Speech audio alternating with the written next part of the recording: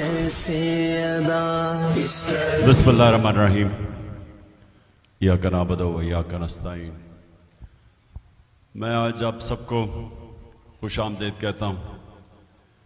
یہ ایک ایسی رات ہے جس میں سارے مسلمانوں کو سوچنا چاہیے کہ ایک وقت پہ ہم کدھر تھے اور آج ہم کدھر پہنچ گئے ہیں.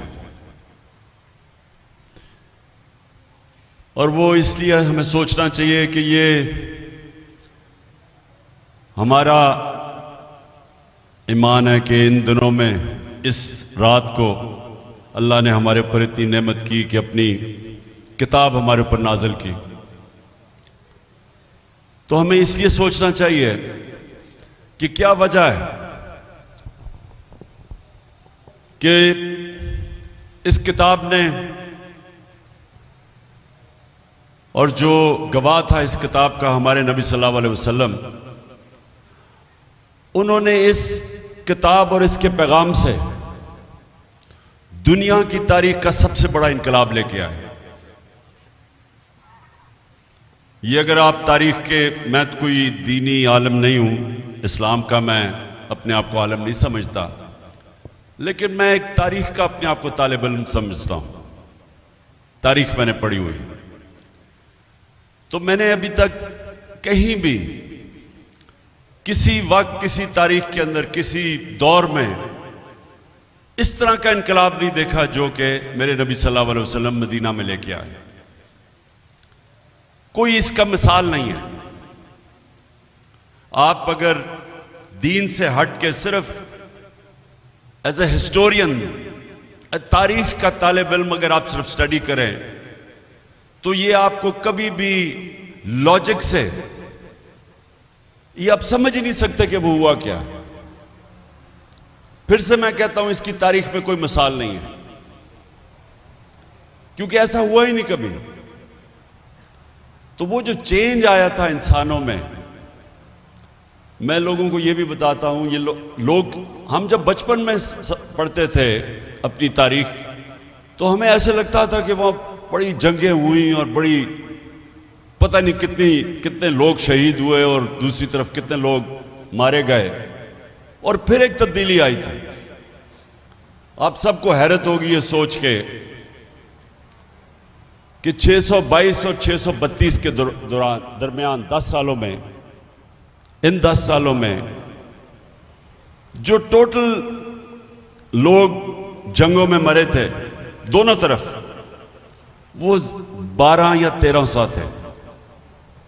10 سال میں 12 یا 1300 لوگ مرے تھے. اور سارا عرب 10 سال کے بعد نبی صلی اللہ علیہ وسلم کے نیچے، اسلام کے نیچے آ گیا تھا. 1 لاکھ سے کلومیٹر، اسکوائر کلومیٹر زمین سب ان کے نیچے آ گئی تھی. تو یہ سمجھنے کی بات ہے کہ یہ کوئی تلوار کے زور سے دین نہیں پھیلا تھا.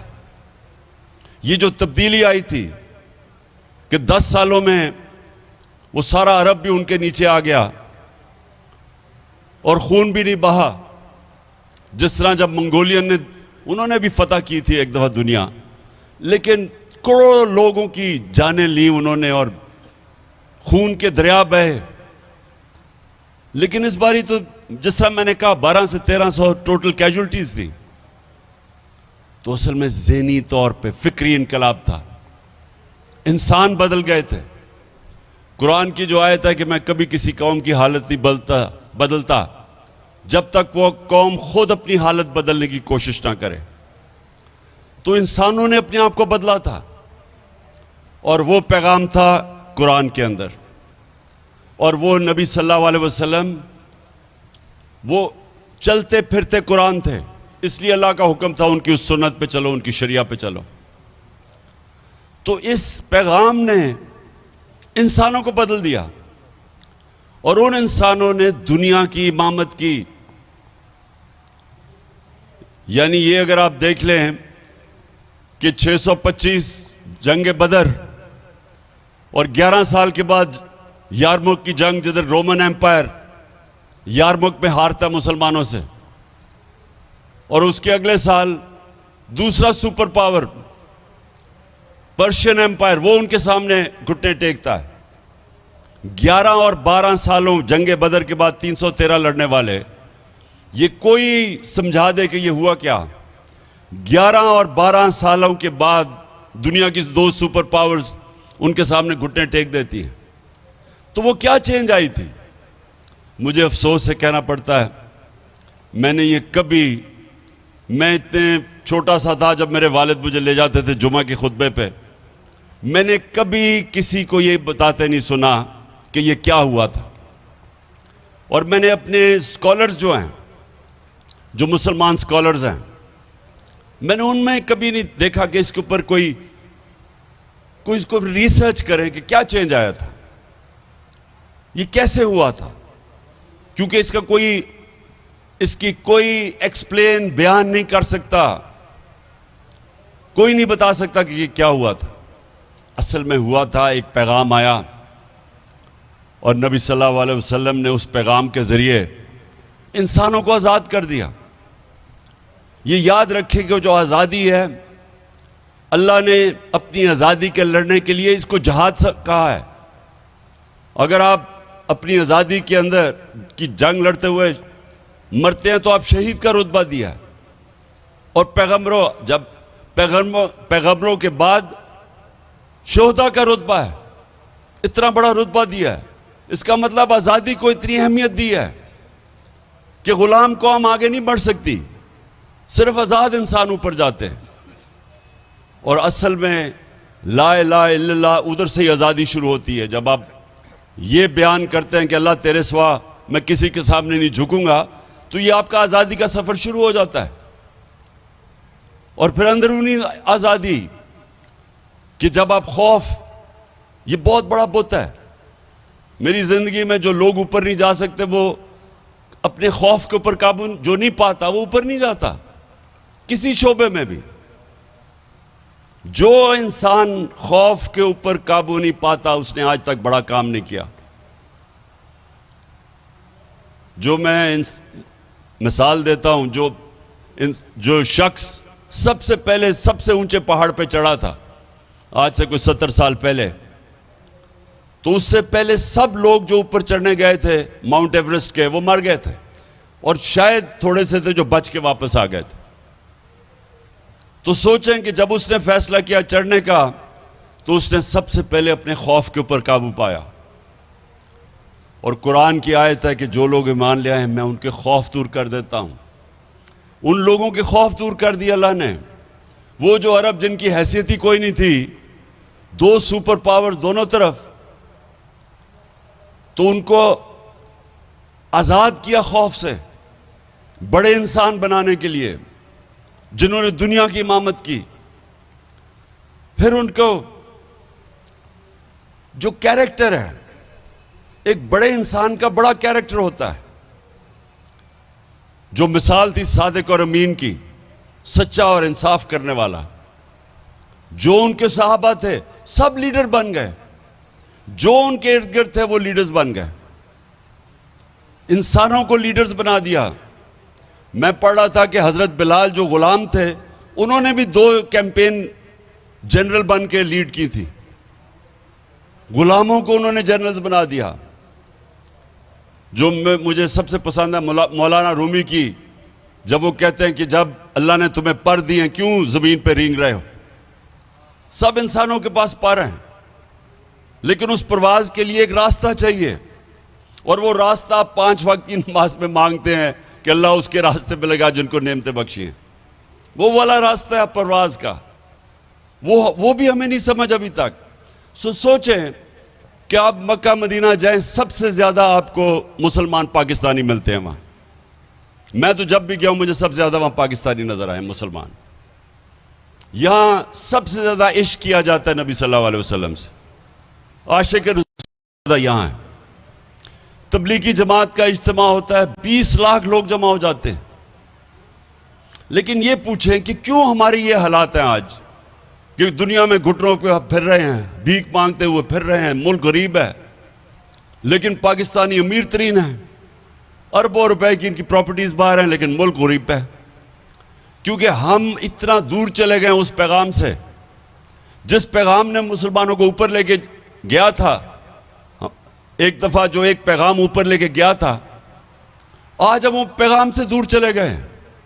اور وہ جو ملک آج اوپر ہے، اور میں ان برطانیہ میں میرا بڑا وقت گزرا اسٹوڈنٹس لائف پہ، یونیورسٹی گیا، پھر میں کرکٹ کی وجہ سے، تو آہستہ آہستہ مجھے یہ سمجھ آئی کہ جو بھی نبی صلی اللہ علیہ وسلم کے پیغام پہ جائے گا، کیونکہ وہ رحمت للعالمین ہے، سب انسانوں کے لیے وہ رحمت بن کے آئے تھے، تو وہ یہ نہیں تھا کہ رحمت المسلمین، نہیں تو ہو سکتا صرف ہم ہی مسلمان ہی اوپر جاتے ان کے پیغام پہ چل کے، لیکن وہ سب انسانوں کے لیے رحمت بن کے آئے تھے. تو جو بھی انسانی معاشرہ ان کے حکم پہ چلے گا وہ اوپر چلا جائے گا. جس طرح مسلمان تب اوپر گئے تھے، مدینہ کے بعد کئی 100 سال تک انہوں نے دنیا کی امامت کی. تو آج ہمیں پاکستانیوں کو یہ سوچنا چاہیے اس رات کو، یہ بڑی عظیم رات ہے کہ جس دن اللہ کی کتاب ہمارے پہ نازل ہوئی تھی. ہم کتاب کی اتنی قدر کرتے اور ہمیشہ کرنی چاہیے، اللہ کی کتاب ہے، لیکن ہم نے اس کے عمل نہیں کرتے. اس کے اوپر ہم عشق کرتے ہیں اپنے رسول سے، لیکن ان کی سنت پہ نہیں چلتے. اور اگر آج آپ اپنے حالات دیکھیں تو سب سے بڑی وجہ یہ ہے، جس طرح علامہ اقبال نے کہا کہ جب بھی مسلمان معاشرہ اوپر جاتا ہے، وہ واپس جاتا ہے وہ مدینہ کی ریاست کے اصولوں کے اوپر، اور پھر اوپر آتا ہے، اور جب وہ نیچے آتا ہے تو ان سے دور چلا جاتا ہے. تو ہمارے لیے آج سب کو یہ سوچنا چاہیے کہ ہم اب کیسے اس قوم کو اوپر لے جا سکتے ہیں. اور میں آپ کو یہ بتا دوں کہ وہ جو بڑے سیدھے سیدھے اصول ہیں کہ جب تک ہم اس ملک میں عدل اور انصاف نہیں پیدا کریں گے اور اس کے لیے جنگ نہیں لڑیں گے، ہم آزاد نہیں ہوں گے. اور جب تک ہم آزاد نہیں، ہم اوپر نہیں جا سکتے، ہماری پرواز اوپر نہیں جائے گی. اور عدل انصاف کبھی بھی جو طاقتور، جو مافیاز، جو ایک کرپٹ نظام سے فائدہ اٹھا رہے ہیں، وہ کبھی انصاف نہیں آنے دیں گے، کیونکہ وہ ایک ظلم کے نظام سے وہ فائدہ اٹھا رہے ہیں. چھوٹا سا طبقہ ہے، وہ نہیں آنے دے گا. وہ پورا زور لگائے گا کہ لوگوں کو غلام رکھ کے اور خود وہاں عیاشیاں کریں، پیسے چوری کریں، باہر ان کے بڑے بڑے محلات ہیں، وہ کبھی نہیں آنے دیں گے. اور یہ یاد رکھیں، آزادی اس لیے تو اللہ نے اتنا بڑا جو اپنی آزادی کے لیے لڑتا ہے یا غازی یا شہید کا رتبہ دیا ہے، کیونکہ غلام ہی بن سکتے ہیں. غلام کی پرواز کچھ نہیں ہوتی، غلام قومیں اوپر نہیں جا سکتی، صرف آزاد انسان اوپر جاتے ہیں، جو کہ اگر آپ غور کریں گے تو مدینہ کی ریاست میں آزاد ہوئے تھے انسان. عدل اور انصاف سب سے پہلے قائم کیا تھا، کوئی قانون کے اوپر نہیں. میری بیٹی بھی اگر جرم کرے گی سزا ملے گی. بڑی قومیں تمہارے سے پہلے تباہ ہوئی، جس طاقتور کے لیے ایک قانون، وہ چوری کرتا تھا اس کو پکڑتا نہیں تھی، اور صرف کمزور چوروں کو جیلوں میں ڈالا جاتا تھا، قومیں تباہ ہو جاتی تھی. حضرت عمر، حضرت ابو بکر، حضرت علی، پہلے جب وہ خلیفہ بنے، پہلے بیان میں کہا کہ میں انصاف قائم کروں گا، میں طاقتور کو قانون کے نیچے لے کے آؤں گا. یہ سب سے بڑی ایک مسلمان معاشرے کے اندر جب آپ کہتے ہیں نا ہم شریعہ چاہیے، تو سب سے پہلا کام ہے عدل اور انصاف قائم کرو. جب تک وہ نہیں ہے، ایک قوم اوپر نہیں جا سکتی، خوشحال نہیں ہو سکتی. ہم سنتے تھے جی میں ایشین ٹائیگر بنا دوں گا پاکستان کو، یا میں کوئی لاہور کو پیرس بنا دوں گا. کوئی آج تک ایشین ٹائیگر یا پیرس نہیں بنا جب تک وہ رول آف لا نہیں ہوتا، جب تک انصاف نہیں ہوتا. ڈنمارک نمبر 1 ہے 140 ملکوں میں رول آف لا یعنی انصاف کے انڈیکس میں 140 ملکوں میں ڈنمارک نمبر 1 ہے. پاکستان 129 نمبر ہے 140 میں سے. اور وہاں $68,600 ان کی اوسط آمدنی ہے، $68,600، اور پاکستان کی $1,600 ہے. کیونکہ وہ انصاف ہے، وہاں خوشحال ہیں. اپنی تاریخ اٹھا کے دیکھ لیں، جب ہندوستان میں کوئی آیا ایسا حکمران جس نے انصاف قائم کیا خوشحال ہو گیا. بلبن کی تاریخ اٹھائیں اور علاؤدین خلجی کی، کیونکہ وہ انصاف کرنے والے تھے وہاں خوشحالی آ گئی. اور جب ایک ظالم حکمران آتا تھا ایک دم عوام کہ وہی بھوک سے مرتے تھے، قحط پڑتے تھے. تو ہمارا بھی آج ساری دنیا میں بھی یہ دیکھ لیں، جن جن ملکوں میں انصاف ہے وہ خوشحال ہیں، جن میں نہیں ہے وہاں وسائل کے باوجود بھی غربت ہے. اور یہ جو آخر میں آپ سب سے اپنی قوم سے بھی یہ کہتا ہوں کہ کبھی کوئی آزادی آپ کو پلیٹ میں پکڑا کے نہیں دیتا. دنیا کی تاریخ میں کبھی کسی نے زنجیریں خود ہی کھول کے نہیں آپ کو آزاد کیا. زنجیریں توڑنی پڑتی ہیں، آزادی کے لیے جدوجہد کرنی پڑتی ہے، جہاد کرنی پڑتی ہے. اور پھر جب آپ اپنی آزادی لیتے ہیں تو آپ کی پرواز اوپر جاتی ہے. ہمارا یہ وقت ہے اس وقت پاکستان میں کہ جب آپ انسانی حقوق نہ ہوں، طاقتور جو مرضی کرے، چوری کرے اور این آر او لے لے، اور دوسرے لوگ اپنے اگر وہ ان سے کہیں کہ ہم آئین چاہتے ہیں تو ان کو پکڑ جیلوں میں ڈالیں، جیلوں کے اندر ان سے تشدد کیا جائے. تو یہ نظام نہیں چل سکتا. اور اس نظام میں یہ فیصلہ کر لیں کہ اگر آپ نے یہ نظام کو چلنے دیا تو آپ کا کوئی مستقبل نہیں ہے. اور یہ اللہ قرآن میں کہتا ہے کہ میری زمین پہ دیکھو کتنی قومیں میں نے تباہ کی جو میرے حکم پہ نہیں چلی. وہ کہتے ہیں، اور آپ دیکھ لیں کہ دنیا کی تاریخ میں کتنے بڑے بڑے سویلائزیشن آئے اور تباہ ہو گئے. سب سے بڑی وجہ یہ تھی کہ وہاں ظلم تھا. جو حضرت علی رضی اللہ تعالی نے کہا کہ کفر کا نظام چل جائے گا لیکن ظلم کا نظام نہیں چل سکتا. میں آج یہی چاہتا ہوں جب آپ پیر صاحب دعا کریں، دعا مانگیں تو ضرور ہمارے ملک کے لیے کریں کہ ہم سب سے زیادہ اپنے آپ کو انصاف لے کے ملک کو آزاد کریں.